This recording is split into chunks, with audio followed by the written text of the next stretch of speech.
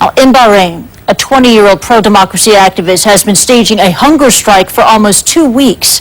Asmاء Dرويش is calling for the release of her brother, a fellow democracy campaigner who's being held in custody. But her protest is not sitting well with the authorities. Now, on Monday, she was kicked out of college, and our Nick Robertson caught up with her a few hours later.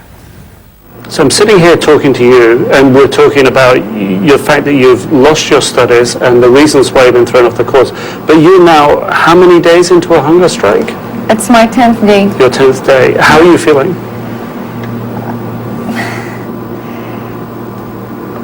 I should feel sick, and I feel dizzy, of course, and it's hard for me. Like, during my hunger strike, I was attending all my classes, and I was doing my exams and submitting all my assignments. Alhamdulillah, everything was perfect, and nothing stopped me. And suddenly today, it just happened that they said it at my face that we don't want to see you anymore on campus. I had that in mind, that probably they will kick us all out, you know. How many of you? Actually, today, the list I have made, it's like more than 40. Why have they done this? You just cannot talk in Bahrain. Whenever you talk, then you're in a big problem, you know. And But you're doing more than talking. You're on a hunger strike. that's why I'm on a hunger strike, because there is nothing else I can do, you know. My brother is in prison. My uncle is in prison. My cousin is in prison. My friends' relatives, everyone I know is in prison. Now, 2 days after Nick caught up with Asma, she and two friends staged a sit-in at the UN building in the Bahraini capital.